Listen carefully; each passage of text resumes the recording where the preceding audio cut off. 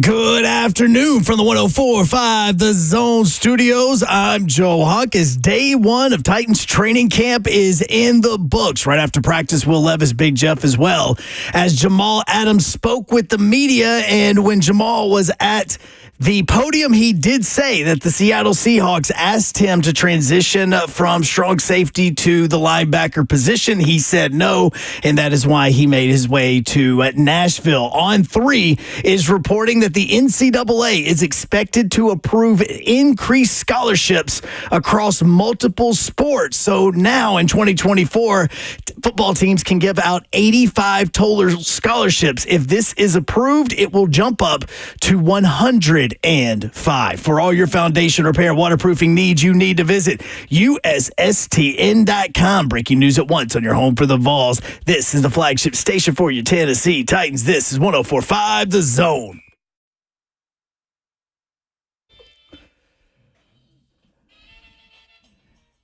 And this is also day one of training camp, as training camp just wrapped up at St. Thomas Sports Park, just a few miles away from our studio here on Radio Row.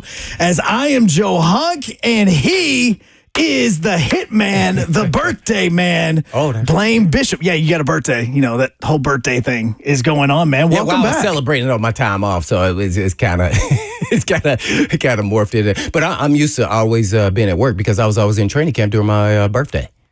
And I use that as a celebration every time.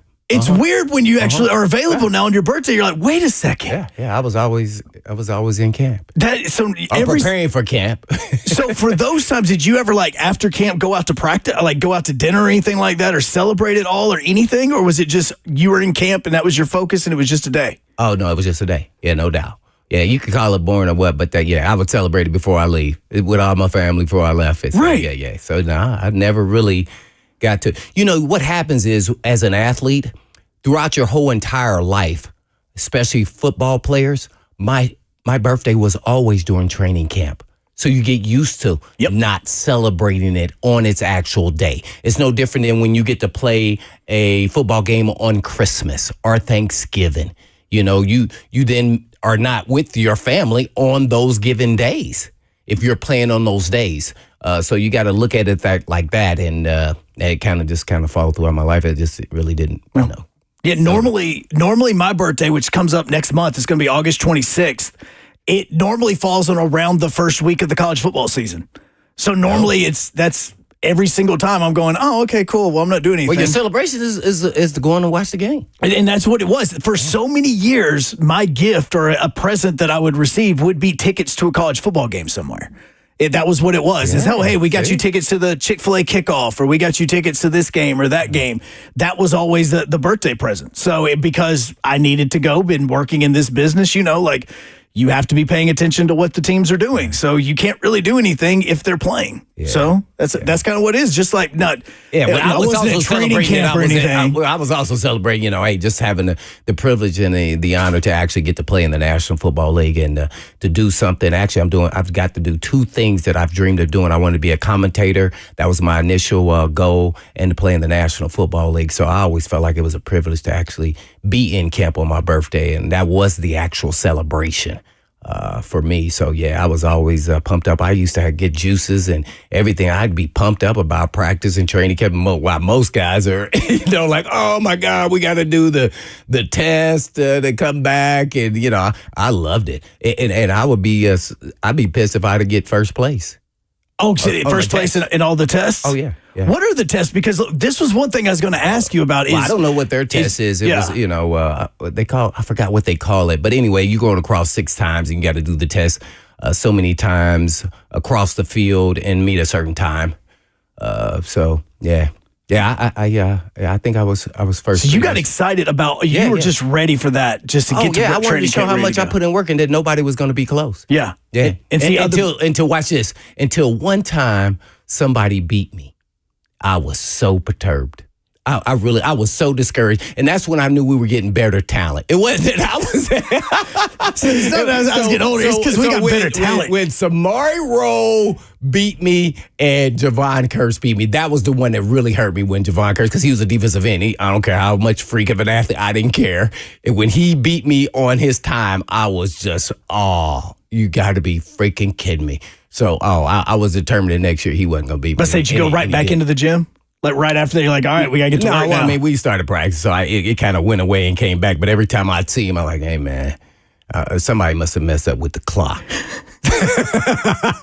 So wait, y'all weren't you don't have to run it together. It's an individual drill. Yeah. When you run on your own time. No, in groups. Yeah. So, matching me and Samari were together because we were DBs, receiver, where they usually do DBs and receivers all separate, but the skill guy. So Javon was never in my group. No. Yeah. See, like in college. They told me, it was like going around, oh my God, did you know? He blew out the whole team. Did you see he would have beat almost all the receivers in DB? I was like, what? What was his time? I don't remember what the time was. I don't even remember. But say, like in college for us, I don't remember. We did it as a group. Like it was, hey, you've got to make it. We were doing 17-1s is what we had to do. That was like our entrance into practice on the first days. You had to do 17-1, and so we had to use 17 times there and back in 1 minute. And all it was all right. If you finish in the first minute, then you're good. If not, you're going to have to do it again tomorrow. And that's what it was. So it was the whole group was running at the same time.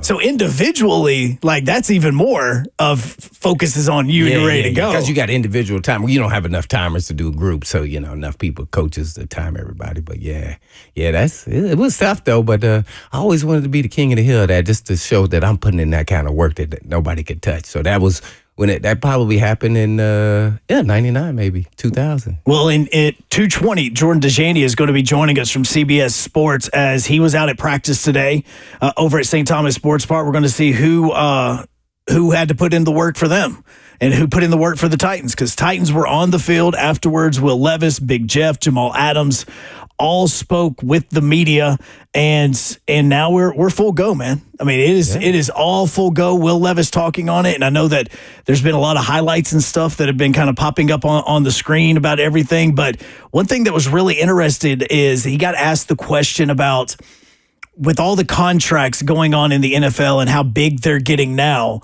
and also how quickly you can be benched because of your production, does this almost feel kind of like a contract year? Like you're always having to prove it every single year for that? Like looking at Will Levis in 2024, do you think like this kind of feels like a contract year for him, as proving that he is the guy for the Titans going forward?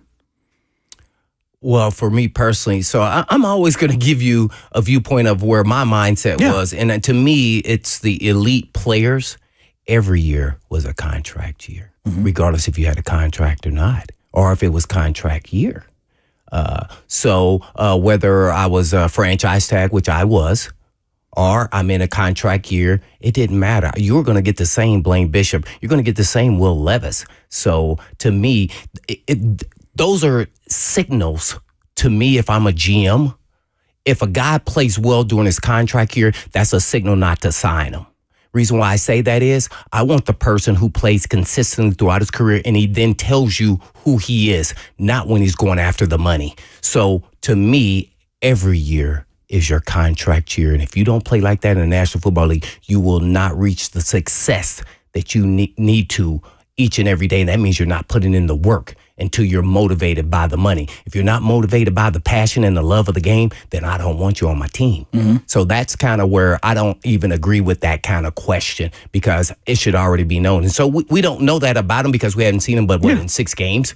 But there is no motive from outside looking at what other players get. Yeah, as an incentivizing, you look like, dang, this money's getting big. But if that's the reason why you're motivated, that's not the guy I want. Well, and he didn't answer that way, by the way. He answered as in, I need to stay focused every single year. Yeah, okay, so I did not hear the interview. No. He gave a good answer. We'll have that audio for you right now. In fact, we have producers in the back right now. Zeph's working on cutting up all the audio and everything as we're going along with it. And that's one of the things is when he got asked that question, he basically just said, look, I'm just sitting here and I'm understanding that every single year I've got to prove myself. And every time that I walk in here, every year every time I walk in here, I'm having to prove not just that I am good enough, but also that the people that selected me in the draft made the right decision. And that's how it was for that. So now going back and looking at what you just said about contract year versus every single year, the answer he gave just set off a light bulb in my head. Now I was going, wait a second, that's an even better answer now after you answered it the way that you just did.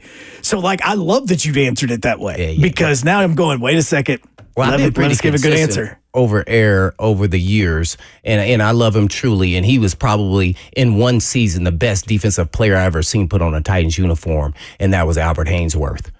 Good friend, but when he went after the money and it was contract year, he was so dominant. I had never seen anybody like that. And then I said, they shouldn't sign him. Yeah, because he did that. Why didn't you do that the previous 3 or 4 years?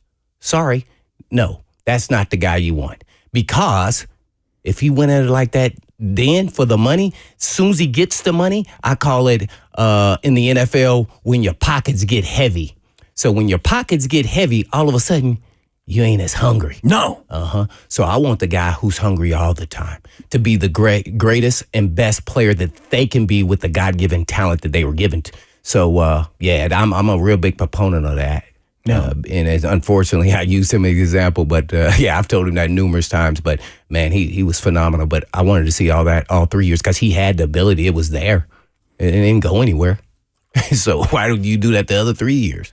Well, and that's where, like, there's not just him that you can look at as for this. Right, I just use him as an example because he's a big name, and I love him to death. But yeah, he can admit to that, I'm sure. Look, you talk about like watching national shows or Talking Heads or ESPN or whatever it is. A lot of times when you try to look at what player's going to have a big season, a lot of times they look and go, "Hey, this is a contract year for him. Like he's going to be a free agent at the end of the year, so he should be playing better, or he did play better because of his contract being up." Yeah, and you've heard that so much, and I laugh when I hear that every time. That lets me know those people didn't play ball. Well, and so now because or that's not the player you really want. Yeah, I mean, in essence, and I get it. You got to have narratives, in the media, which is unfortunate for the players, and but some players are deserving those kind of comments. Well, and I asked you about the contract year. This is what Levis had to say when asked about the contracts that other quarterbacks are getting, and if he's paying attention to that. For sure. I mean, I try to just take it one day at a time, and I know how quickly this blessing can be taken away from you. And I definitely remind myself every so often just to keep myself in check and to make sure that my work ethic's on point. It's a cutthroat league. It's a business, and I know that if I don't show up on Sundays, I won't have my job, and rightfully so. So I just want to make sure that when I get out there for game day that I can do my best and I can prove the people right in this building that they were correct in picking me to come here. See? I love it. I love it. And I think that's why I like Will Levis. I've said it, I know a lot of people didn't, especially because he went to UK and everything else, and they talk about all these interceptions. But he has a workman way about him with some talent that I think the work that he puts in will eventually show. Now, how quickly, I don't know. But I'm hoping. I think he can be a solid quarterback. That's the easy answer for me, but I'm hoping he can be a great quarterback, franchise quarterback. So we shall see, and I think that's why the Titans went out and got him some weapons around him, so because they want to see, because I think they believe it too, but they got to see it first. And so let's see, now that he's in that chair, if he knows he's the starter, there's a comfort level that comes with that when you know you're the guy.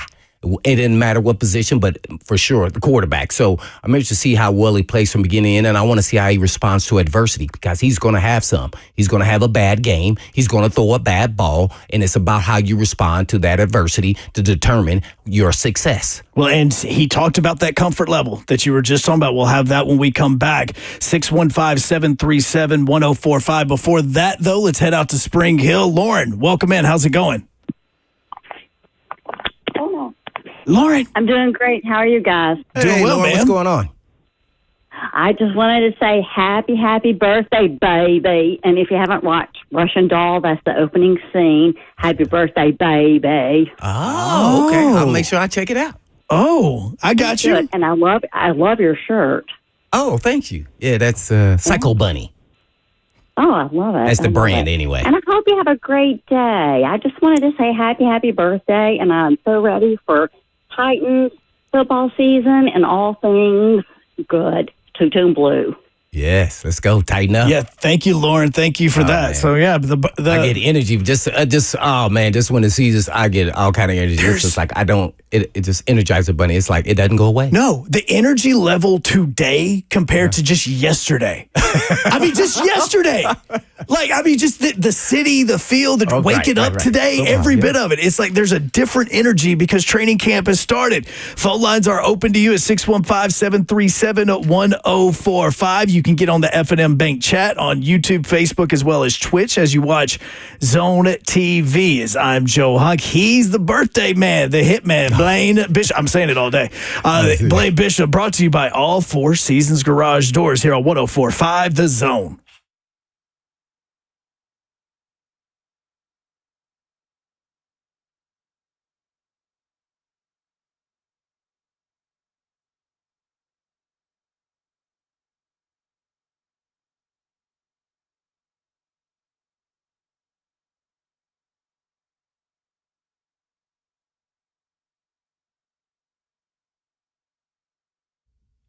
Hey, this is Blaine Bishop. I want to know if you have heard about peptides. Peptides are shaking up the fitness world, and there are naturally occurring aminos in our bodies. And as we age, they start to decline. And at some point, they may need to be supplemented. This is why our workouts can stop being productive at the gym. So maybe you feel like you've hit a wall, or perhaps you feel tired all the time. You may be struggling to stay awake in the evenings when you get home from work. Well, if you have that thought that this is just a normal part of aging, it doesn't have to be that way. Peptides are proven to increase muscle and performance, burn fat, and help with recovery between workouts and more. And peptides can even help with motivation and mental clarity. And these are safe, naturally occurring aminos, not pharmaceuticals, a natural and holistic way to get your body back to peak performance. Plus, Edge Peptide Therapy has the most comprehensive blood panel around. So when you go to Edge, you will know exactly what is going on inside of your body and what it needs to get back to peak performance, just like I did. So feel better from the inside out. So go to edgepeptide.com. That's edgepeptide.com. Or you can give them a call at 615-724-1878. That's 724-1878.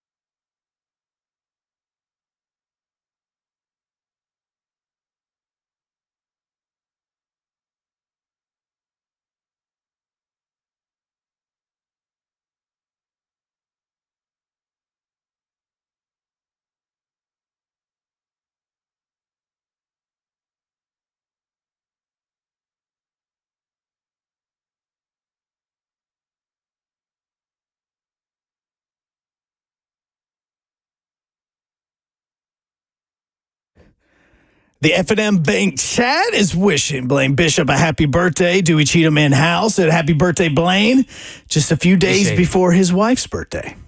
Whose wife?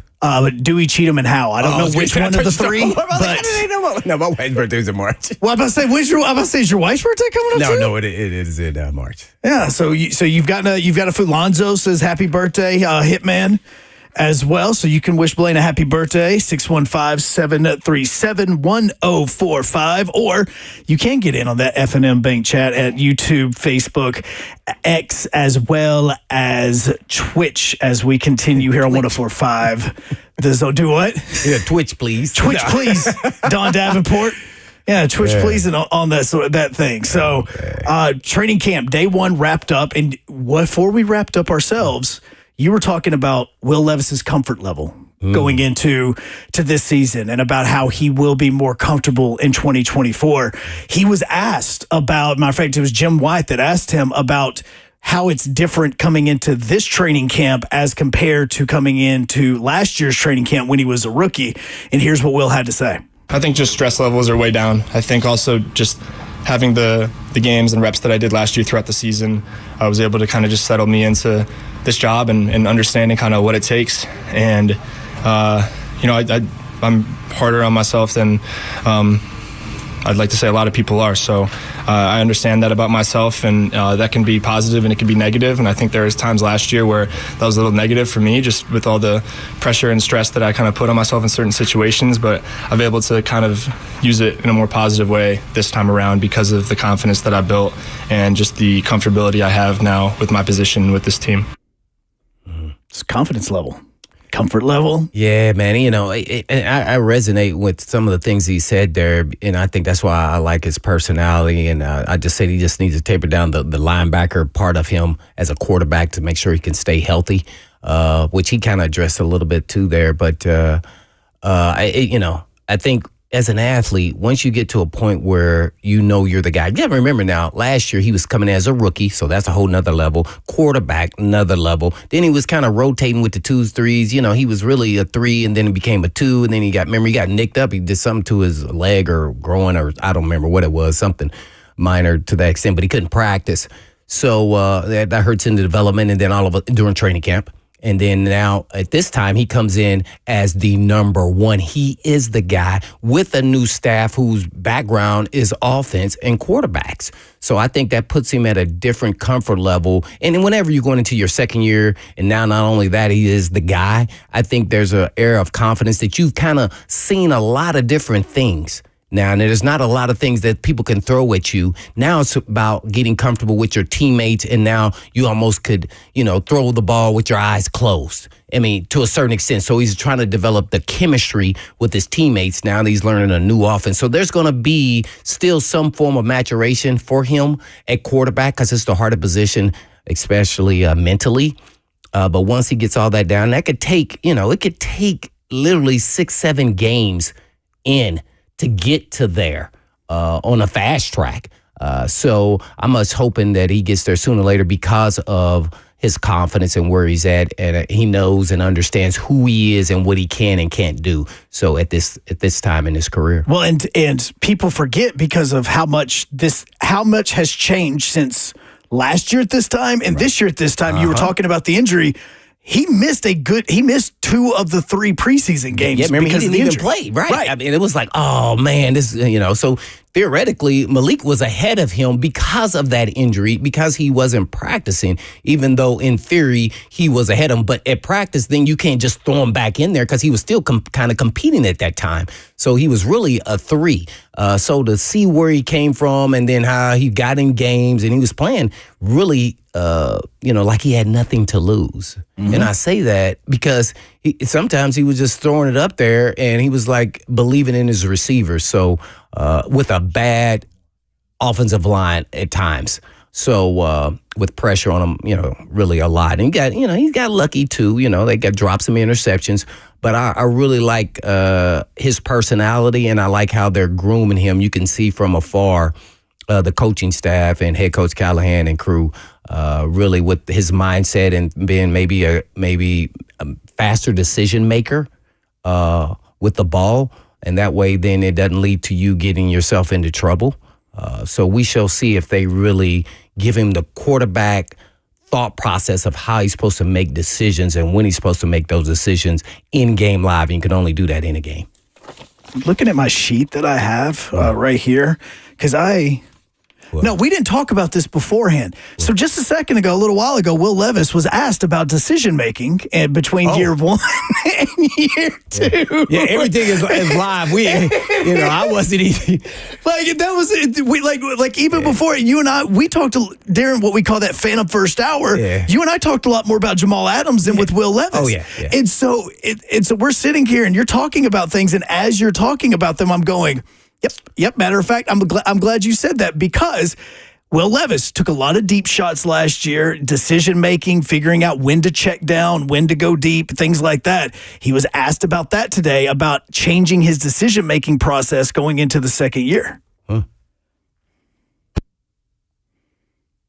Possibility, I'd say. I think that it's also just like having the core plays that we know are just our completion plays, and being comfortable and okay with taking them over and over and over again. And then also we'd love to push the ball down the field when it's appropriate, and we need to make sure that those are also high percentage plays. But you're not expected to complete 70-80% of balls downfield. If you live in that 50% deep range, that's great, and we understand that. But that's not going to be majority of our plays. But there's been conversations about obviously taking risks throughout training camp, but also having reps where maybe you don't have to or you can't progress because the pocket or whatever doesn't allow it, and just getting right to your check down. And seeing a lot of clips throughout the cut-ups of, even though it might say 1, 2, 3, just really moving on and feeling when it's appropriate to get the ball to the back. And with the backs we have, that's always going to be a great opportunity for us if they can get the ball in space. So we understand that, and we're going to make sure we work through it. Let me ask you one thing he talked about at the very end about, even though he goes, the reads are supposed to go 1, 2, 3, because of what the defense is showing or what's happening in the play, jumping from 1 to 3 or whatever decision making is, he's talking about, is also part of that learning because of the offensive line that he played with last year and how he was wanting to always go to the 1, but he didn't have time to. Are they trying to teach him about it's okay to go to the 2 and 3 now, or is it different?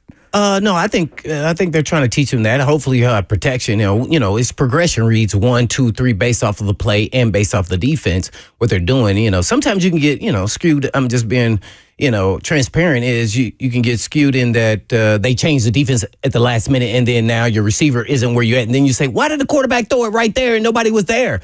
See, that's what happens. So whether it was the quarterback or the receiver weren't on the same page. You never know who's really made the mistake and who didn't. I'm always going to blame the receiver. The quarterback's always right because that's the way it's supposed to be. Mm-hmm. So I think, they're just trying to teach him the fundamentals of playing his position. Really, I think. And the fundamentals will carry you. With his tools, and he has a lot of tools in his toolbox, he can make every freaking throw. So I know everybody talks about, he throws too many interceptions, and a lot were dropped, by the way, too. But he got some breaks along the way. But now I'm hoping with better receiving core, hopefully a better offensive line, we shall see, then he can go through the progressions and make better decisions. And when he's talking about, okay, 1, 2, 3, go to the back. No, they're saying based off the defense, you don't even think about 1, 2, 3. You go to the back, boom, quickly, and let them make plays.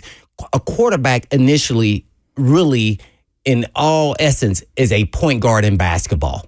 You get it to your playmakers, whether it's a long pass, short pass, or intermediate pass.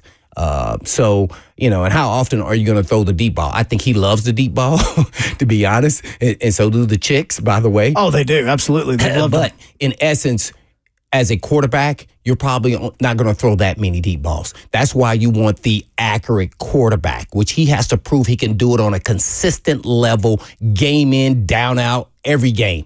I mean, that really, because you're going to make more 12, 15-yard, 5-yard passes than you're going to make a deep 40-yard pass in a game. That's why they want accuracy.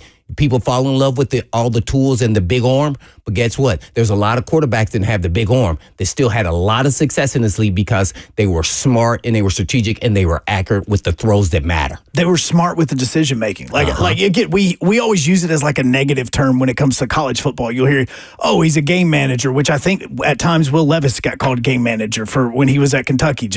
You use that, but the decision making is like not being greedy, like saying, "Oh, you got to take risks, but you got to limit your risk." Yes. I mean, I get it, and he took a lot of risks. I think that's why I said he played last year. Sometimes you felt like he had nothing to lose, like reckless abandonment. Right? He was just screw it. We're doing it, and that's where I kept saying I want him to taper that down because that could fail him in the end. And now I think he has the right people around him, coaching staff, that are more offensive driven and say, hey, this is how we want this to look when we play quarterback.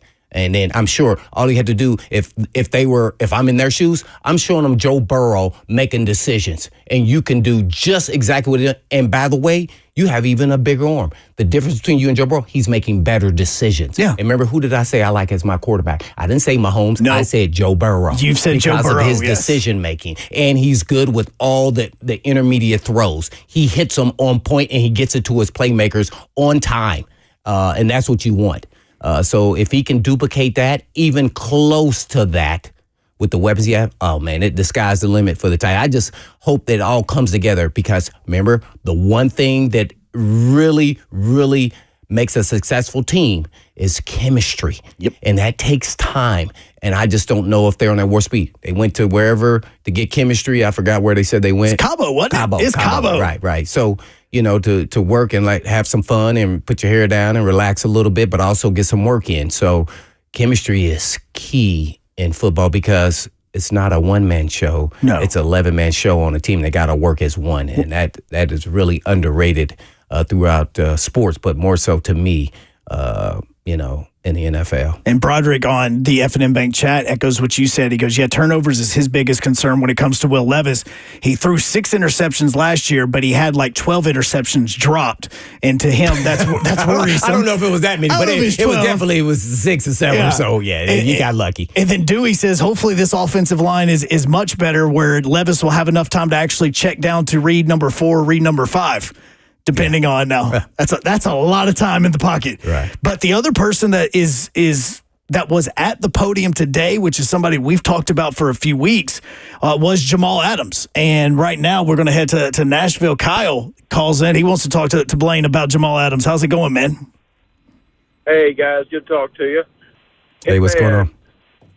Oh man, you were kind of on an island about Jamal Adams, saying that, you think he's recovered, he can play some strong.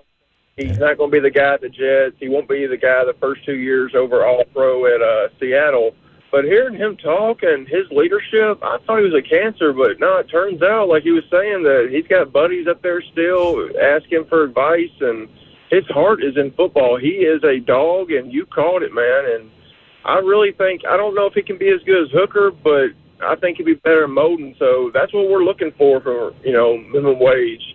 So, man, I just want to give you props for it, Blaine. You called it.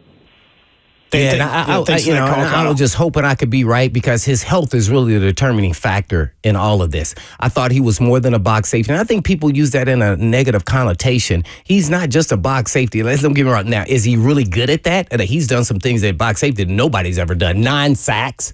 9 sacks. I'm raising my hand because I do have a question. Right. But I mean, there's multiple levels of a box safety. You do more than just play linebacker. Let's get that clear. Well, for people that don't know, when you say box safety, I never said the word term box safety. Yeah, I know but that as you're saying it now, yeah. It's kind of you're in the linebacker spot. That is one of the things that you do. Now, is he really good at that? Absolutely. That is his strength. It comes easy to him. But he plays in the slot. He plays back deep. He impacts the game in more ways than one. So if he's healthy, and let's just say he's 85% as a player, not health, 85% as good as he was when he was with the Jets and when he first got to the Seahawks, the Titans, as I said before, got a steal, and they have lightning in the bottle. Because this guy's personality is very similar to mine, And I'm gonna say that he is a lightning rod, and he's a dog, and he will get after it. Not only on the field, it's gonna be contagious. He's a leader. We hope to see that he can stay on the field, and if he does 80% of what he used to do, it will bring dividends to the Titans secondary. So I'm just interested to see if he can do all these things and show out, because I really want him to be healthy, because 1 year and then he gets a big contract by somebody else, hey, cool, great, but the Titans win. If he doesn't, he just becomes a dime linebacker. Guess what? It was worth the risk because he knew the coaching staff. But guess what? They didn't give up a lot. They gave him basically almost minimum salary for a veteran. I mean, he's $1.5 million. No money compared to what he's making. He's made a whole bunch of money, by the way. In his career, I don't know what it is, probably about $80 million. I don't know. He's up there. I think he signed 4 years, $70 million. I could be off on that, but no, that was right. 4 year. I think it was $70 or $72 million when he signed with the Seahawks. Yeah. So he's gotten 3 years of that there. So so money is not the issue. It's now he's trying to prove that he can still do. He's only, I think, 27 or 8. He's 29. 29. He's 29. Okay. So he's still got something in him now. I retired at 33. This guy, you hit your prime right now as a safety. Now, I know he's missed some time, so hopefully that helps him in his process of staying healthy and being productive as a player. So we shall see. If I was a betting man, and I said this, before I took off, is that I would bet on Jamal Adams' back just because how he's driven, but his body, if his body doesn't let him down, I would bet that he would be that player. Right now, going into the 2024 season, he has already made $68.7 million. Yeah. So he's made that. He is 29 this year, and he has this deal that basically, again, you go back in the last time he had a deal that was even similar to this, that is what he made in 2018 as far as the money that the Jets paid him in his second season outside of bonuses. Like that's the kind of deal that it was. So, see what the difference, what we were talking about earlier? What motivates a player? He's playing to show that he's back and he can be at that next level. The pay doesn't matter, because guess why? The pay will come if you just keep playing and doing your job and his body stays healthy. It will come. You can't control the money. Mm-hmm. So you just play as hard as you can and see what happens. Well, we've got a lot of people in the F&M Bank chat that are asking questions about Jamal Adams and about things that the Titans may do with him. Blaine, I'll ask you those when we come back as well, talking about Jamal Adams and what everybody has kind of seen day one with him, because he wasn't the box safety like you were mentioning. He was playing both positions. He was playing back. He was playing up. He was doing a lot of stuff. Now, again, day one of practice, but he was doing both. So we'll talk more about that because a lot of this information is something I know you can explain really well to a lot of us that don't understand some of these the X's and O's part. So we'll hit on that. You had Sweat was out there today. Looks like he's trimmed up a little bit. He was getting his first action in as a Titan as well. So we'll have all that as we continue. You can get in on the phone line 615-737-1045. He is the birthday man, not the hitman today. He is the birthday man, Blaine Bishop. I'm Joe Hunk, brought to you by All Four Seasons Garage Doors here on 104.5 The Zone.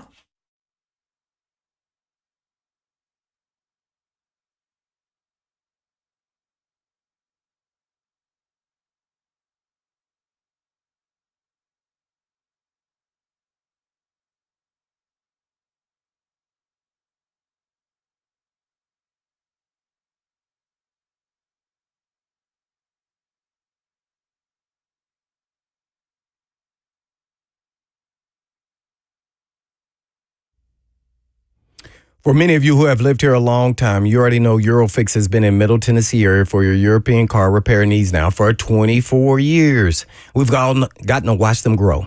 And I don't know about you, but I love watching a hometown business take off. Well, we're now proud to announce the 5th location in Mount Juliet for Eurofix on Mount Juliet Road, right across the street from Dairy Queen. And Eurofix can serve you in Franklin, Hundred Oaks, Murfreesboro, Belmead, and now Mount Juliet. Pretty cool getting to watch a small town mechanic starting in the barn in his backyard of a single wide trailer and now grow to 5 locations repairing thousands of cars each month. And at Eurofix, you get a 3-year nationwide warranty and a free loaner car with every repair appointment. And all you have to do is just give them a call at 844-EUROFIX. That's right, 844-EUROFIX, or you can just visit them online at myEurofix.com. That's myEurofix.com. But I always tell them Blaine said, jump.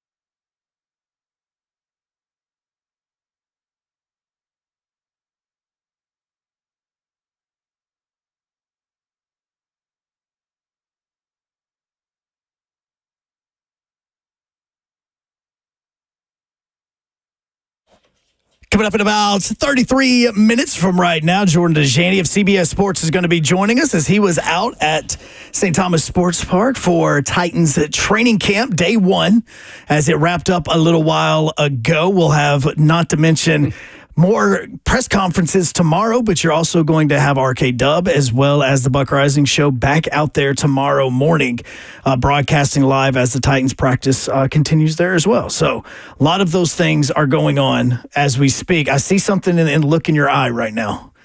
You've got like a look in your eye. I was wondering, am I missing something here? No, I was just engaged in, people say happy birthday, OG, man. I really appreciate that when they say OG, man. Well, I mean, seriously, though, because I love it. Look, and I'm saying this because I'm learning as we go along about a lot of the Titans and Oilers history. Yeah. And so again, you are an OG Titan. Yeah. So it makes sense. Like, it's a big deal that it's your birthday. I mean, look, there's not every day that a man has a birthday and you've got like the Tennessee Sports Hall of Fame tweeting about it, the Titans tweeting about it, the station's tweeting about it. I was up, by the way, when they tweeted that. I was like, oh, dang, they were up early today, 6 o'clock. Oh, they making sure they got that out first thing in the morning, like right when RK Dub went on. They're like, oh, let's go ahead and get this going. Like, so yeah, it's a little bit of a big deal, the fact that you had a birthday today. Okay, I really appreciate it, and to celebrate it, I love to be in with the people. And man, like we talked about what, 20 minutes ago? The vibe. There's a vibe, man. Like it's just watch this. It's a Jamal Adams vibe. It's a Jamal Adams vibe. How you felt when you heard him in the interview? You was like, oh, this dude, oh, he's a leader. Oh, yes. That's the guy. Like, look, there's one thing, and I know that a lot of times we'll talk to coaches. Like, coaches will come in and talk. Like, again, Hard Knocks last night. Episode comes in and they sit Daniel Jones down and they're like, hey, man, you're still our guy. Like, we want to let you know that you're going to be seeing Jaden Daniels walking through the halls. You're going to see J.J. McCarthy walking through. But look, we're just doing our due diligence. You are our guy. And there's a lot of times you're looking at it and you're listening. You're going, that's bull crap. No way. Which is, no, you're our guy until you're not our guy. Exactly. And then it was like 5 minutes later in the show, it shows the general manager talking with, like, I want to say it may have been like the team president. He's like, look, Daniel Jones has been really injured a lot. So, like, we got to have some plans in the draft about what we're going to want to do. And the whole plan as Hard Knocks is going on is they actually wanted to trade up to 3. That was the whole idea of, so through the first 4 episodes, it has gone through the process. It went through the general manager for the Giants talking to the Patriots at the Senior Bowl. And then after the Senior Bowl, and it shows them talking, after the Senior Bowl, it goes to him going over to the Patriots suite at the NFL Combine and being like, hey, look, before you guys do anything, let's just have a conversation. Yeah, that's how the deals are done, right? Exactly. And then last night's episode that you can get on Max, it's him calling about 3 or 4 hours, I want to say, before the draft, going, all right, so what are you thinking? Like, being like, all right, look, we're 3 hours away. What's going on? What's it going to take? Right. And they said, look, we're going to stay at 3 unless we're getting this year's 1, obviously, to move back. But then they're start talking about next year's number 1 and number 3 and that sort of thing. And so John's like, yeah, no, we're good. So this whole time they're telling Daniel Jones, yeah, you're our guy. Yeah, you're our guy. Meanwhile, if they could have traded our guy. Don't worry about Jaden Daniels, but you're our guy. Who the guy they really wanted at 3? It was Jaden Daniels. It was Jaden Daniels. It was Jaden Daniels because there's a part in there. Didn't he go number 2? What was he? Was he 3? I think it may have been 2. It was either 2 or 3. No, because he was 2 because he went to the Commanders. Oh, yeah. Okay. And because Drake May's the one that went at 3 to the Patriots. And so this whole thing is happening, and Bill O'Brien sits him down and says, Jaden, so do you want to be here or not? Like, be honest with me. Jaden's like, yeah, of course I want to be here. Like, you're darn right I want to be here. And they tell him, hey, look, we're looking to try to trade up, all that sort of stuff. And then, it's a second later, Daniel, you're our guy. We just, we need to get you healthy. We're going to try to get you some weapons and all that. That's bullcrap. Okay. This, on the other hand, Blaine's birthday, that's for real. Yeah. OG, Titans OG. When that is so true though. And this is how you can tweak a quarterback. I'm glad you bring this up. This is how you can, and when I say tweak them, I mean, they understand that you were BSing them. They know. And they go, uh-oh. So then they start, okay, they're humans. They think, they react. And so then you start pressing, trying to make plays when before you played at this comfort level, which is what we were talking about back to the Titans with Levis now at this comfort level. He doesn't feel like, oh, I gotta make a play. I gotta make this throw. I gotta do something spectacular. I'm not going to be punished if I make a bad play or make a bad throw. So these are all the things that build into the comfort level where now you play relaxed and you just go play ball like you've done since you were probably 6 years old. Mm-hmm. And that is the difference. And people discredit that, but that matters. Yeah. All right. From the my rookie year where I was a nervous wreck, like, I don't even know if I'm going to make the team, man. Guess what? I was like Levis. I don't got nothing to lose. Nobody think nothing about no Ball State player, right? And then now going into year 4, my thought process of like, oh, man, I'm about to dominate. Mm-hmm. I'm about to dominate. They about to see something they ain't never seen before. And that's where your mind has to get to. And I think he's gotten there sooner or later just because of the offensive staff that's around him now. So now he has to go execute. 615-737-1045. Let's head out to Franklin. Wesley, welcome in, man. How's it going? Happy birthday. Oh, no, Wes. Happy birthday to you. Happy birthday, dear Scrappy. Oh, Scrappy. Happy birthday to you. Wow, that was pretty good. He said Scrappy. Who, Wesley? Yeah, it's Wesley. It's nobody else. It's Wesley. It's Wesley Snipes. Yeah, it is. It's Wesley Snipes. Yeah, it's Demolition Man. Yeah, only certain people call me Scrappy.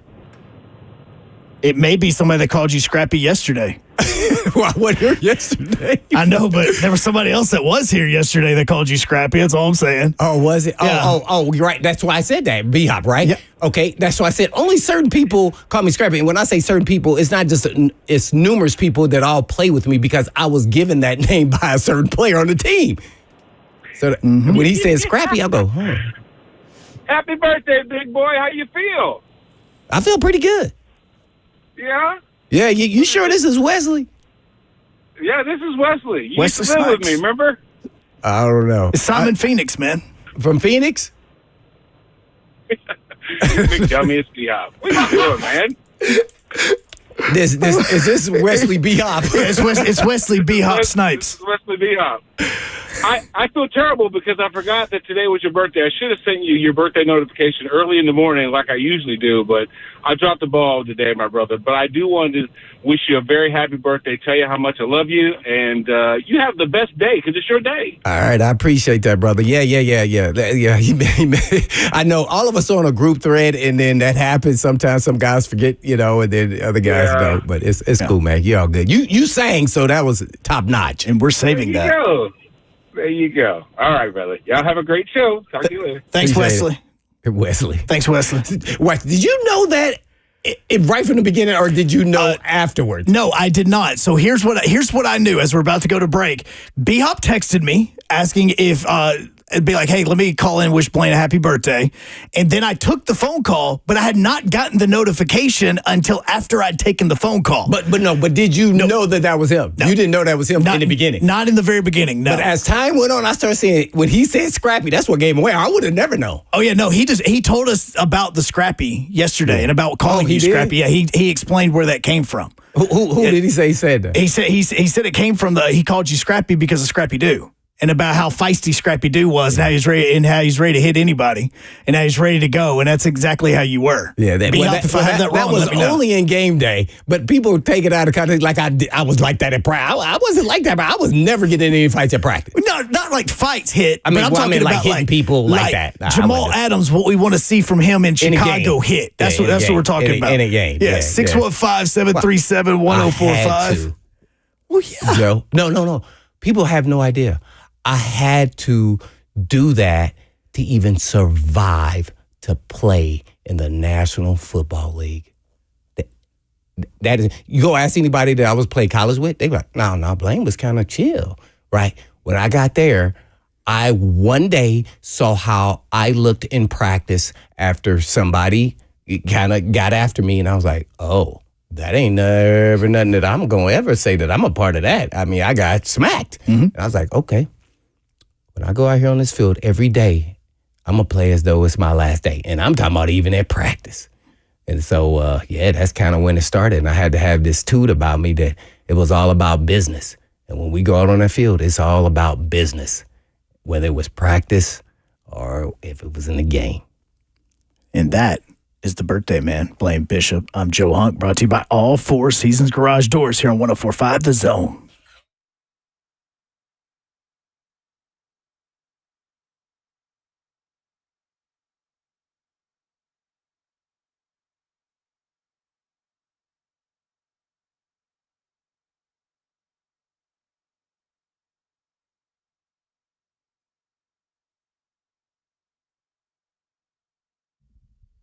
Hey, Tennessee, summer is in full swing, and Cool Ray is here to make sure your home is ready for all the fun and the sun. We've got sizzling deals that will keep you comfortable and worry-free all season long.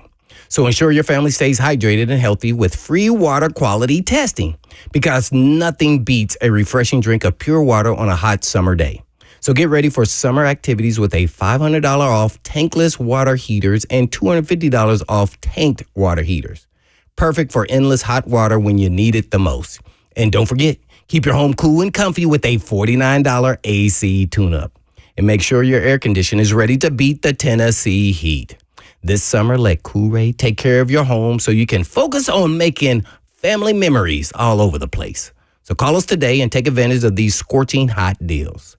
Cool Ray, your trusted partner for a cool and comfortable Tennessee summer. So visit coolray.com or call us now at 615, of course, 570-0900. That's 570-0900. Keeping Tennessee cool, plumbing right, and always lights bright.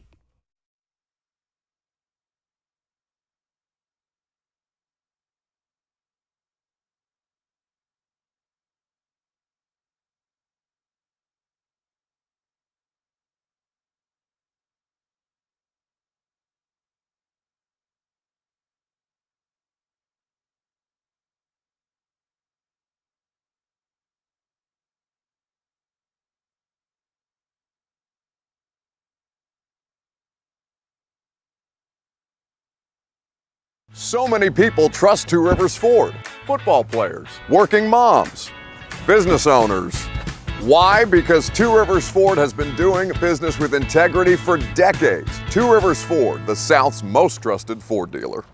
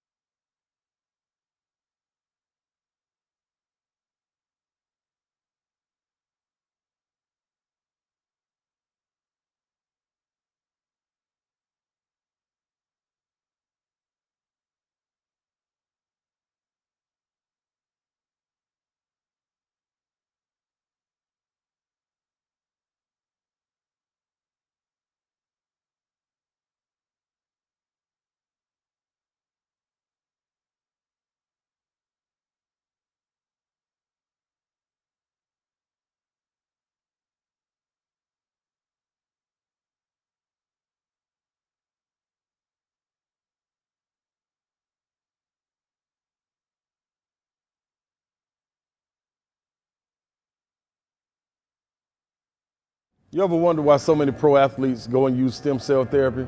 Because it works. I'm Ron Slade, retired 14-year pro basketball player, and I needed to get this done. After I went through my entire career riddled with injuries, I needed therapy. So I went to Kellum Stem Cell Institute out in Franklin. Why? Because they're the stem cell specialists. They can be yours too. They're the stem cell specialists of the Tennessee Titans. You know why? Because it works. Make an appointment today with Kellum Stem Cell Institute.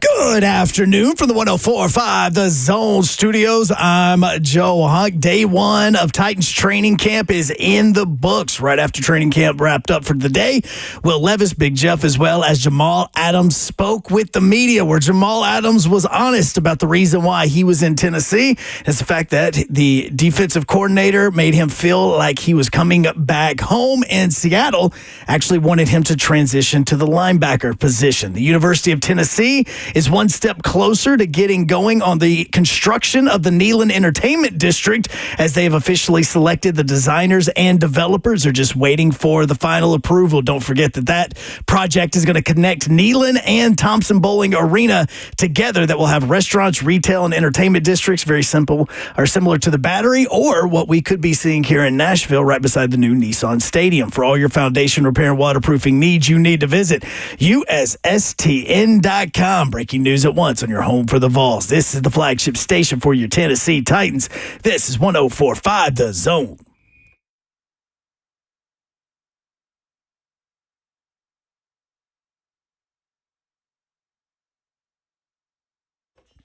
Final hour, best hour of the day. I'm Joe Hunk, sitting by his side and in front of the hitman, also known today as the birthday man, Blaine Bishop. As today is his birthday, you can wish him a happy birthday. Simply giving us a call at 615-737-1045. Or you can also do so by getting in on that F&M Bank chat when you go to Zone TV on YouTube, Facebook, X, or Twitch. As we continue, coming up in about 15 minutes, Jordan Dajani was out at practice today, getting going. And it's actually not that hot today. Like normally we're thinking like 97, 98 miles per hour, 98, it's probably that, 98 degrees, something along those lines, extremely humid. But today it was raining. Wasn't too bad, huh? Wasn't too bad. Yeah. How do you think the guys did out there? Have you heard any word from different people who were there at practice? What I've heard so far I heard about Jamal Adams. I think Jamal Adams has probably been one of the bigger talking points as far as like media members, as well as like people that were out there, because of there were two people I really think that everybody kind of focused on. Mm-hmm. I think number one was not Jamal Adams. I actually think Jamal Adams may have been number two on that list when it comes to people that the media wanted to see on the field. Number one, I think, was T'Vondre Sweat. Sweat, yeah. I mean, because was sweating? Sweat was sweating.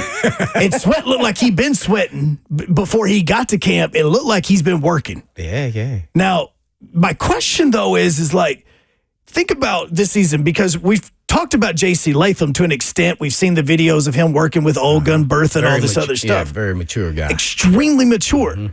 But then you look at Sweat, and the question comes up about him is wanting him to be on the defensive line, being the person that can help Big Jeff so they could potentially take away a double team or something so Big Jeff can get to the quarterback. But are we putting too much pressure on T'Vondre Sweat going into his first season? Because there's a lot of eyes on him just to make weight. Like, we've talked so much about that in the offseason. Like, is there too much, or is this what he needs to expect being in the NFL?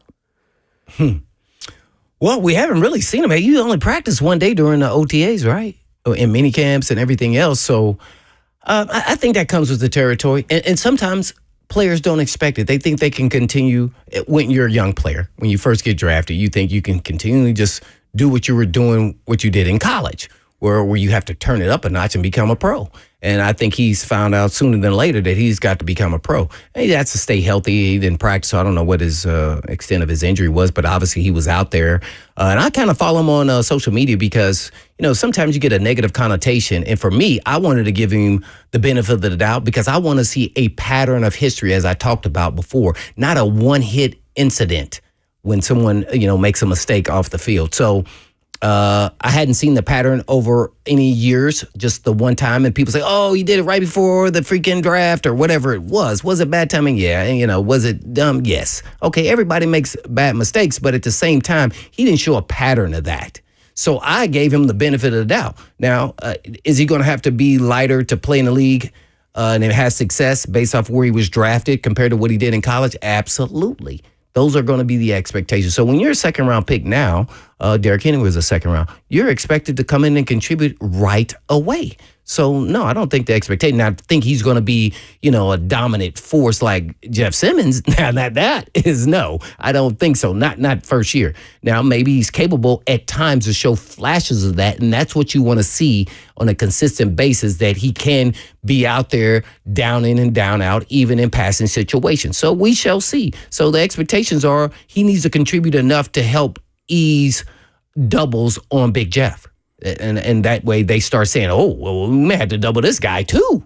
So he has to do enough to occupy guys to free up Jeff to a certain extent. I mean, 2 or 3 guys blocking him and just not going to work. I mean, he's not going to be able to be productive, at least especially in the passing game. So I think, the pressure is deserving, but I just don't like the angle. Everything's about his weight or, hey, man, at the end of the day, man, he just have to be productive. Whatever that weight is, I leave that to the coaches and everybody, the training staff or, the strength coach, conditioning coaches to do all that. Ultimately, all we're going to see is when he's in a game. So there's a lot of lead up to that, and we shall see if he can live up to the second-round pick. Yeah, and I think the whole weight issue is all about the playing with comfort. Like you've talked about that, about the weight that worked for you was different than the weight that worked for other guys. Right.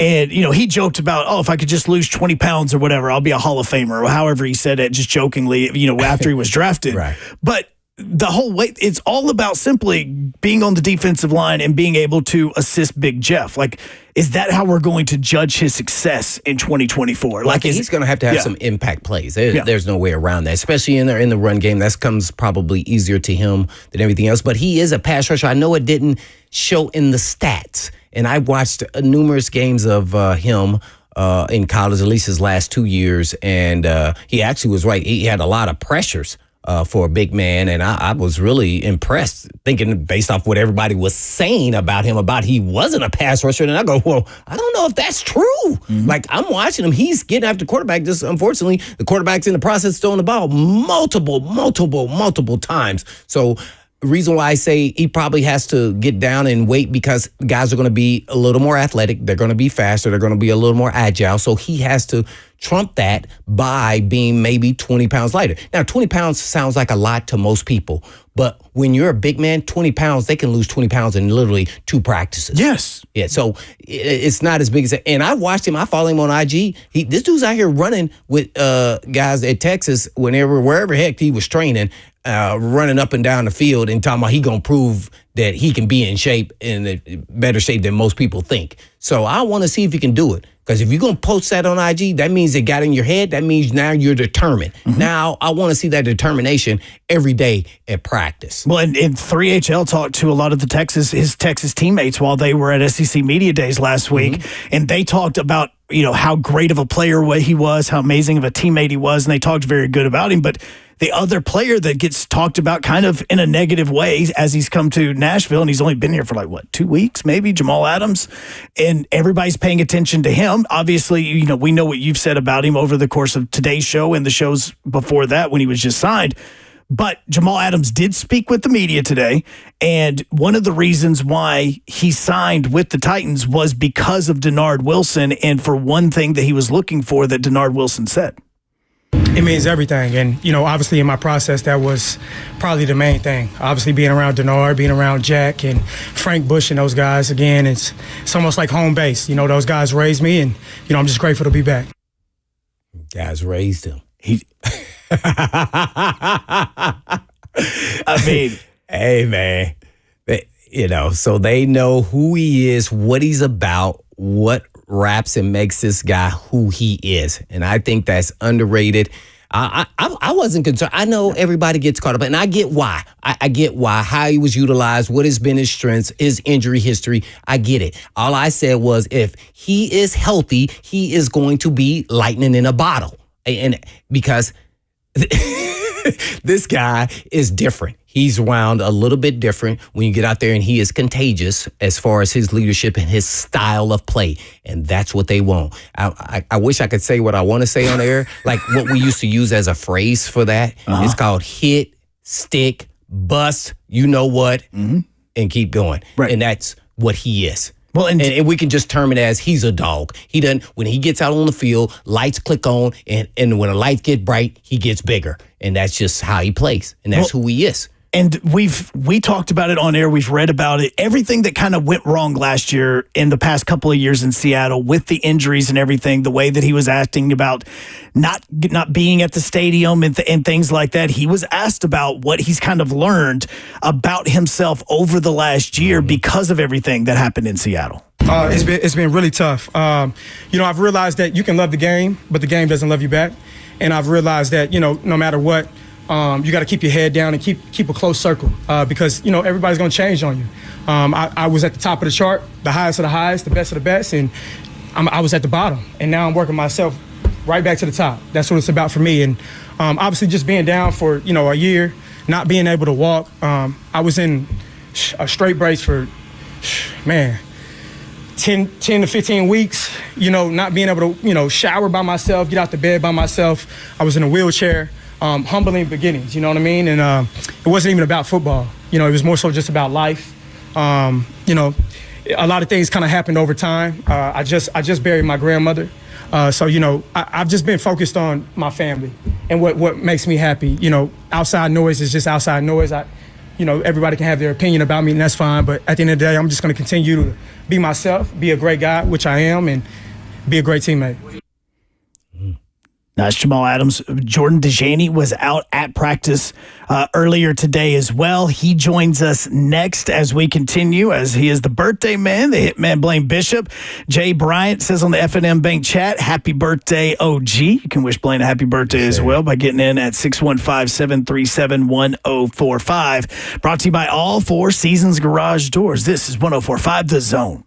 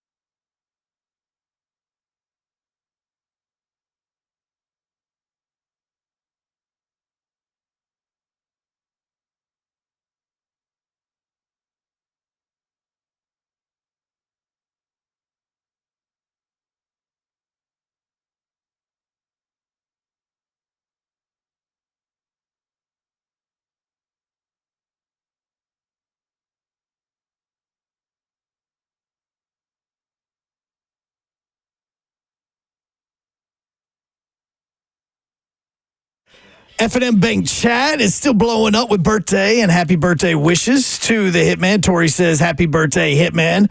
Pistol Grip said, happy C-Day 23. I think he means B-Day. Or he had a typo? I'm going to say he had a typo. No. Just because I don't know what C-Day is. So, yeah, he said it. Greg says, happy birthday, Hitman, as well. Dewey, Cheatham, and Hal. No, that was B-Hop, not D-Hop that called in. Oh, right. Yeah, Brad Hopkins, I'm sorry. Yeah, DeAndre, which came straight off the field after he got done with it. Yeah. Thought somebody said B-Hop, and they said D-Hop. Yeah. So this was B-Hop. He's the original.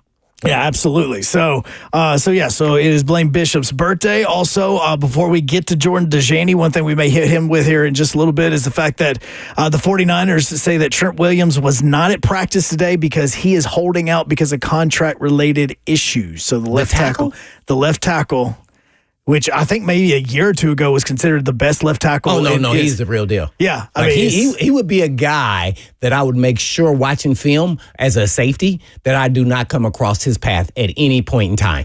Well, then at any point in time, I would not get close to this dude. Well, then let's start there with Jordan Dajani. Jordan, as you come on, we just found out that left tackle Trent Williams not in camp for the 49ers. What you think about him as well as Brandon Ayuk? Yeah. My friends, what's going on? Thanks for having me on the show. First of all, happy birthday, Hitman, Mr. Blaine Bishop. Congratulations on turning 30 years old. I know, man. It's a fantastic day for you. No, let's talk about this Trent Williams news that just came across my feed. I think it's pretty interesting considering that Christian Darrisaw of the Minnesota Vikings just signed a massive extension yesterday, 4 years, $113 million with $77 million guaranteed. Ooh. We still don't know if it's up to 113 or a solid 113. We don't have clarity on that just yet. But wow, now Trent Williams is holding out, and I think he's subject to fines as well. So the 49ers are dealing with a hold in with Brandon Ayuk, and now a hold out with star left tackle Trent Williams. So what I do know about the situation is that back in 2021, Trent Williams signed a 6-year, north of $138 million contract. He's still somewhere in the top 5 for sure. He might be number 4 at this point. But as we all know, most people would probably say that Trent Williams is the best left tackle in the game.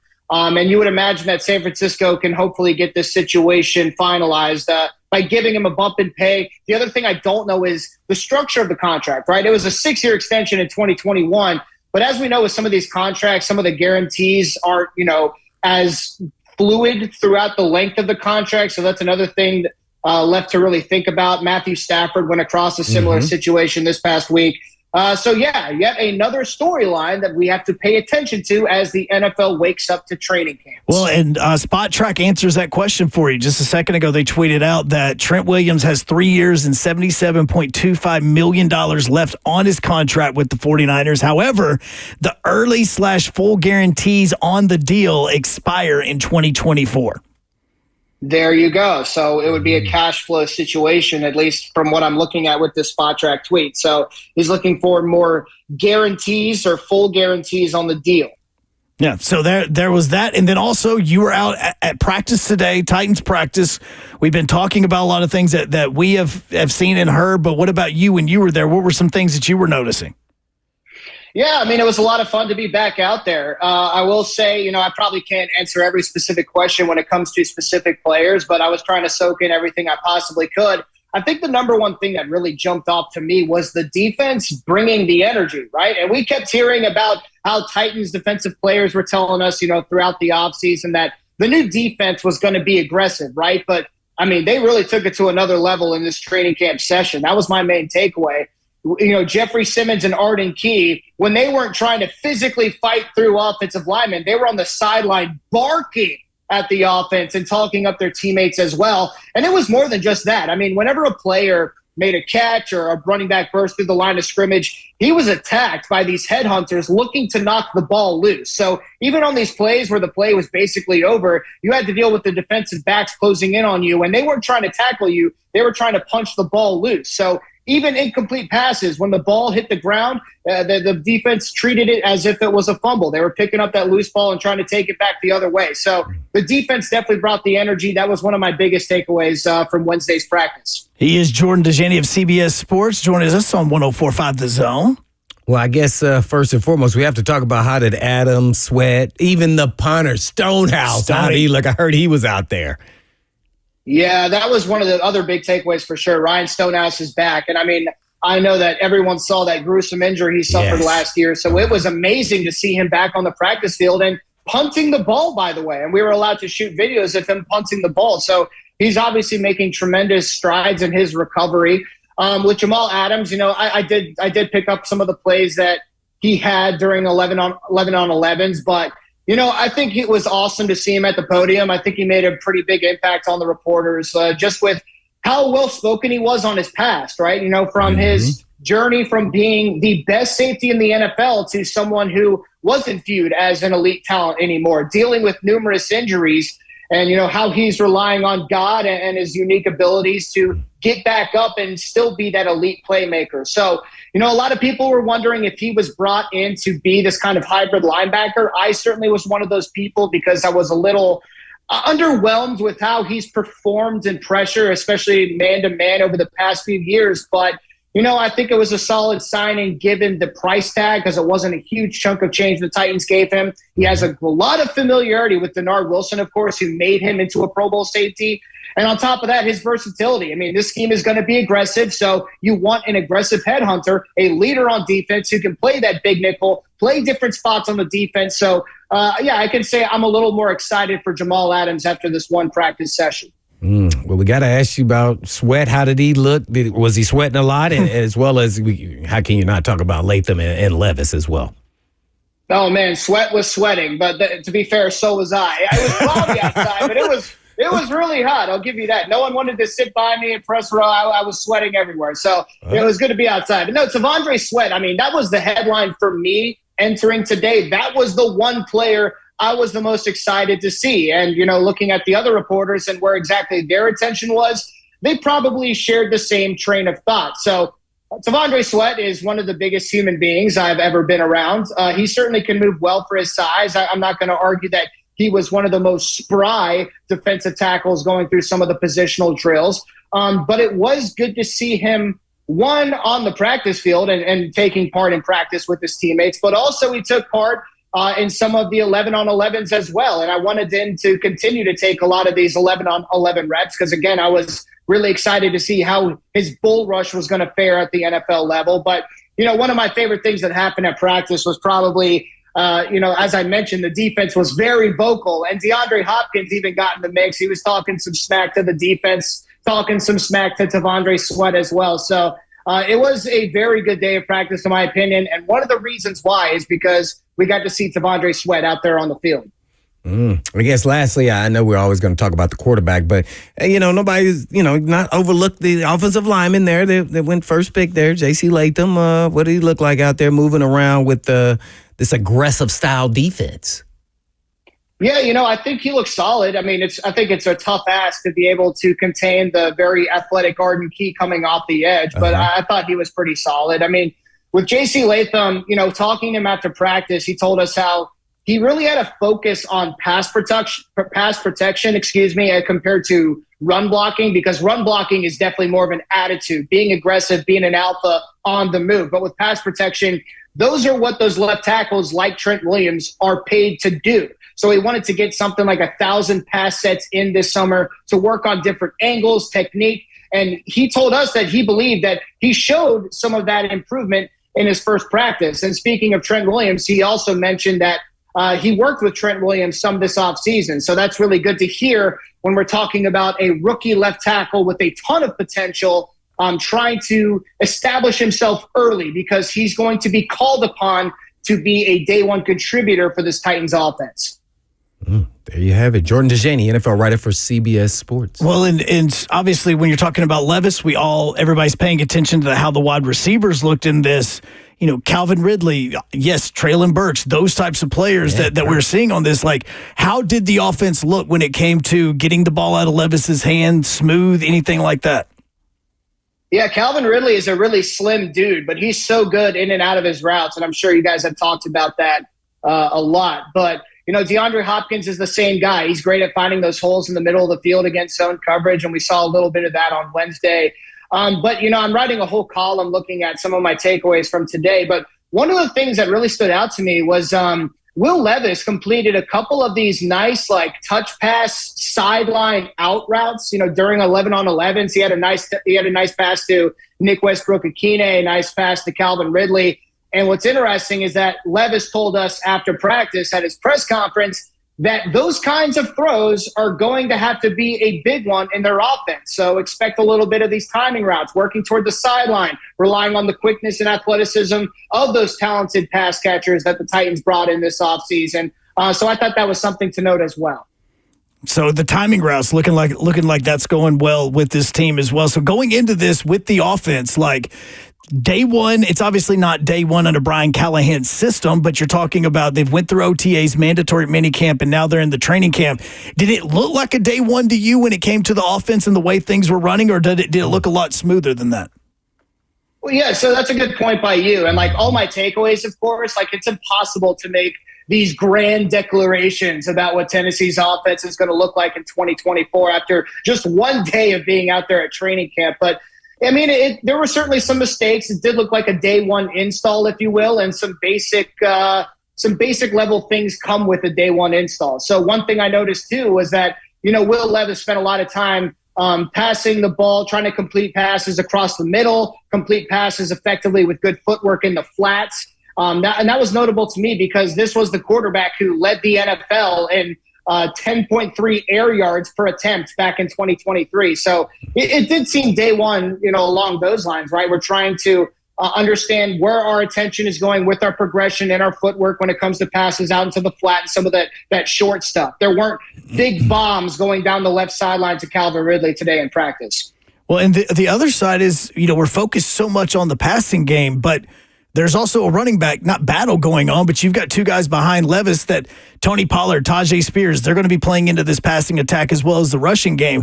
How did they look today? Because we really haven't heard anything about those two guys after today's practice. Yeah, I thought they both were all right. I think there was one play where Tony Pollard bobbled one of the handoffs. I don't know if that was a miscommunication with Will Levis or the offensive line or what happened, but it was just one play. I will say this. When Brian Callahan talks about having two starters at running back, I actually think that's a legitimate statement. I don't think that's just coach talk. I really do think he's going to rely on both of these playmakers to not only establish the run game, but also help Will Levis in the passing game. That's something I've been talking about, for weeks or even months now, is that having two capable dual threat running backs makes your progression and your improvement as a young quarterback easier. So I really do expect both of these players to play plenty of snaps in this new offense. As we're joined right now by Jordan Dajani of CBS Sports. Well, Jordan, now some NFL questions before we let you go, at least a couple of them here. Lamar Jackson, I think, has been out of practice there. I think he's sick or something like that. But I wanted to ask you, Lamar Jackson or Aaron Rodgers, which quarterback has the most pressure to win a Super Bowl? Yeah, that's a good question because they're at two different stages of their careers. I mean, one is a dual threat young guy coming off of his second NFL MVP. He's the youngest player in NFL history to win his second NFL MVP. Then you have Aaron Rodgers, who's north of 40 years old, coming off a torn Achilles. But you have to remember that the Jets, they traded for Aaron Rodgers to come in and make them contenders and serve as this pillar in one of the biggest sports media cities in the entire world. So that's why I think there's a lot of pressure on Aaron Rodgers to get the job done, let's say, for example, in 2024, because it's not like he has all these years left. Now, with Lamar Jackson, there's certainly a lot of pressure on him to throw off this narrative that he can't win in the postseason, because after last year, I do declare that as a legitimate narrative that is worth talking about. But when it comes to Lamar Jackson's legacy, he's not 40 years old, so he has a lot of time to add to that. And who knows? Baltimore has the ability and all the talent on paper to make a Super Bowl run this year. So, if we're talking specifically about the 2024 season, I'm kind of looking towards Aaron Rodgers as someone who is shouldering a lot of pressure because him remaining healthy is the main thing that has to go right for the New York Jets this season. Well, speaking of the Jets, then how alarming is it that Hassan Riddick, who they traded for, I think, right, is holding out? Man. Yeah, it's very worrying.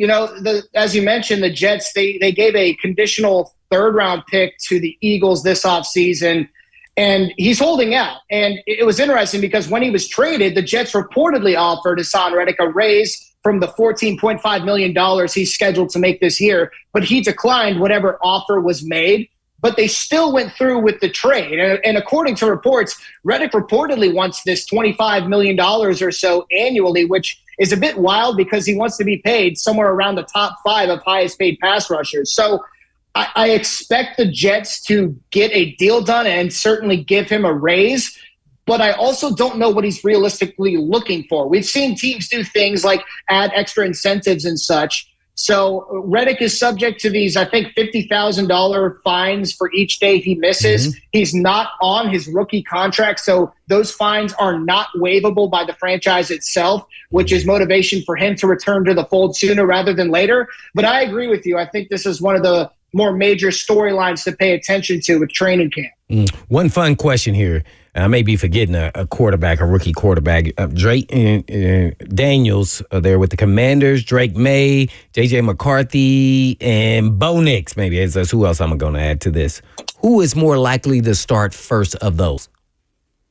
I think most of them are absolutely slated to start week one. The only one I actually have the only one I have questions about, to be honest with you, might be J.J. McCarthy, because Sam Darnold is capable of running Kevin O'Connell's scheme. But, you know, people want to tell you there's a quarterback battle in Denver and there's a quarterback battle in New England. But I would not be surprised, and, of course, I haven't attended practices or talked to Gerard Mayo, but I wouldn't be surprised if Drake May started week one, and I wouldn't be surprised if Bo Nix started week one either. I was hearing rumors Jacoby Brissett is going to be the starter. I don't know if that was true or not. Right. I mean, I will say this. Gerard Mayo came out and said, you know, Jacoby Brissett is clearly the most pro-ready guy right now, which should raise no alarms. That's an objective fact. But he also kind of flip-flopped and had a quote like, hey, by the way, you're talking about Drake May and Jacoby Brissett. We also have Bailey Zappi and Joe Milton as well. So this is a wide-open competition for the Patriots.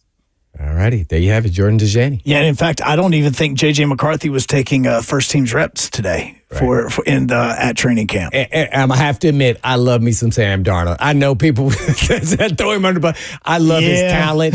I just felt like he got in a bad situation, but I know twice, right? but I mean, the Jets was, oh no. And then the Panthers just, So, I wish him the best of luck because he's got some things to him. And he's only 25. He's still young. What is he, 26 now? Yeah. He's still young. And as you mentioned, your situation is kind of everything for a young quarterback. Yeah. And now he lands in one of the more desirable situations with an offensive-minded Kevin O'Connell, the former backup quarterback to Tom Brady, who's done a tremendous job with weapons like Justin Jefferson, T.J. Hawkinson, Jordan Addison, and all those guys. On our F&M Bank chat, Jordan, Dewey Cheatham and Howe says that Namath actually sold his soul to the devil for a Super Bowl. That's the reason why the Jets are jinxed. Oh, well, I'm glad he cleared that up because now we have understanding of what exactly has happened with New York. Yes, we need a seance and we need to get the jinx off of the Jets is what many Jets fans are thinking. But, hey, just letting you know that's the reason why the Jets are always so bad. Oh, my. Perfect. All right. Well, look, man, we appreciate it, man. Thank you so much. Obviously, I know you're going to be out at practice, so we'll be hitting you up next week as well to talk to you a little bit more about that, man. So always thank you so much for hopping on with us every single week. Awesome. Always appreciate it. Have a great show. And happy birthday, Blaine. Thanks, guys. Appreciate it, JD. Thank you. That is Jordan Dajani, CBS Sports. When we come back, we wrap everything up. Plus, if you have missed the fact that Big Ten Media Days is going on, Matt Rule had jokes today. We'll explain when we come back. 104.5 The Zone.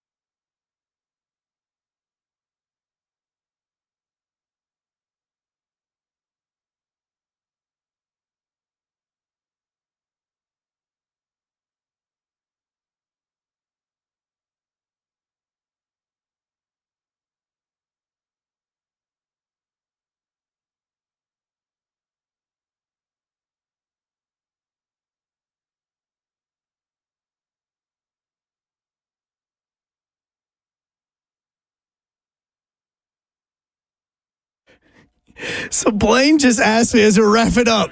Blaine just asked me a question that I'm going to look up the answer because I don't want to say. I know you weren't born. Thriller came out.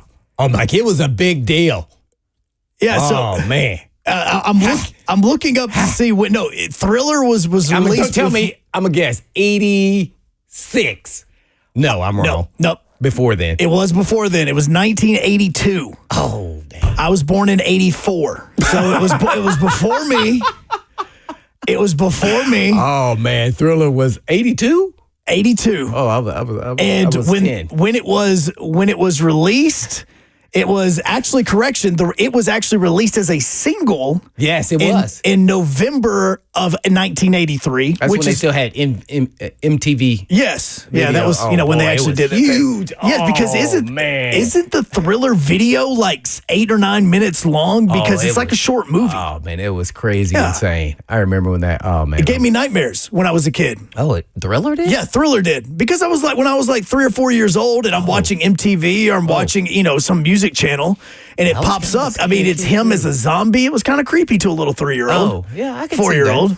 So. But it was so different than any other video. It was just kind of unique in that era of time. Oh, it was pretty. Before, when Michael Jackson when he was practicing in Los Angeles, when he passed away to go to London, they turned his practices like into a documentary. Mm-hmm. Regardless as to what you think about his personal life, go watch that documentary. It is amazing to see how his mind works when it comes to taking a song like Beat It or taking a song like Billie Jean and then turning a massive production before you even get to the song. Wow. Like all the things that he puts around it to add to it. By the time you've got to that one particular song, you've already went through all of this different costume changes and everything.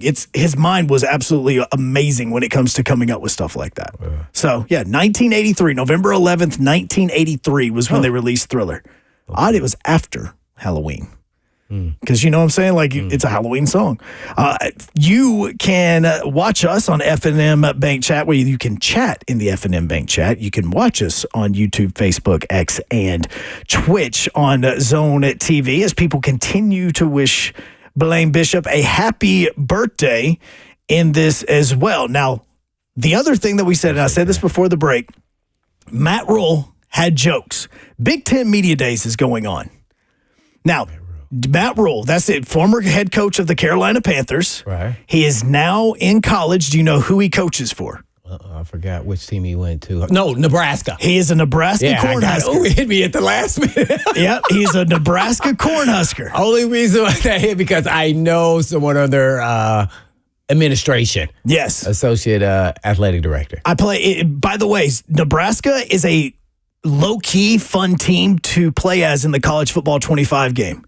Yeah. Is like the atmosphere before the games and stuff on that really fun. I did the other night. Now, man, that program used to be at the top back in the 80s. Wow. It used to be terrifying. Yeah, wow. And then Miami came along and it's like they took their soul. Yeah. Eric Couch was like dead on the Rose Bowl field. I honestly, like, that was like one of the first national championships that I was ever like truly excited to sit down and watch. Phillips or something. What was his name? Oh, you talking about Ken Dorsey? Like the Miami quarterback? I'm talking about, no. I'm talking about the running back for Nebraska. Oh, they had some guy. I can't remember his names. But yeah, the U took them down. It was like they couldn't recover. Oh, no, they seriously destroyed the program. If you ever wonder why Nebraska's not any good anymore, just go back and watch that national championship team. What year was that? That was, I want to say 2001. Oh. That was that 2001 Miami Hurricane team that has all those future Hall of Famers, all those college football Hall of Famers. That was Ed Reed now? That was Ed Reed. Mm-hmm. That was Ken Dorsey. That's Willis McGahee. That was that team. Yeah. McGahee was bad. Yeah. Tommy Frazier was was one of the quarterbacks for that. You had Tommy Frazier. You also think Turner Gill was before that. Yeah, Turner Gill was before that. And so in the 80s, Tommy Frazier. So 15. Those are those. Mm-hmm. But today he was up on the podium for Matt Rule. Mm-hmm. talking about Nebraska, and he said something kind of, I say, interesting. Maybe listen. Let me see what you think about this as we wrap up today. I laugh with Troy sometimes. Like if Haven Fields, our sport administrator, would have said, "Hey, I want to add USC and UCLA to the non-con," and I'd have thrown a fit. Like, I'm not playing those guys. Well, here they are. So I think when you look at the Big Ten, playing 9 conference games. More importantly, playing 5 road conference games. Not every conference plays 5 roads. Some of the 18 team leagues, they play 4 road games, and sometimes one's like a neutral site, so they play 3 where you have to go into someone else's stadium. In the Big Ten, we have to go into someone else's stadium in our league 5 times and duke it out. So, but I think we'll have a lot of access to the college football playoff, and I think 4 teams from this league should get in every year because this is the best league. This is the NFL of college football in my mind. It stretches from coast to coast, different time zones, different weather. That's not to diminish any other league. The SEC is amazing. These other leagues are great, but the challenge in the Big Ten is going to be really difficult. Travel, weather, and great teams. For us, we think every game's a big game because we're playing in it, and you didn't come to Nebraska because you wanted to play an FCS slate. You came here because you want the challenge of. We get to go to the Coliseum and play football. How lucky are we? And so that's why you come to Nebraska. That's why in recruiting, like, competitiveness is like my number one trait, because I want guys who want to prove it on the field, not anywhere else. The Big Ten is the NFL of college football, and that they should have 4 teams in. Now, if you base that on last year's win-loss total, that means that he believes that Iowa should have been playing in the college football playoff if we were talking about teams that deserve to be in. And then that's where we shut the book and the show was over. Yeah. Mm-hmm. And we saw what Tennessee did to Iowa. Well, they averaged, 17 points a game on offense last year? Iowa?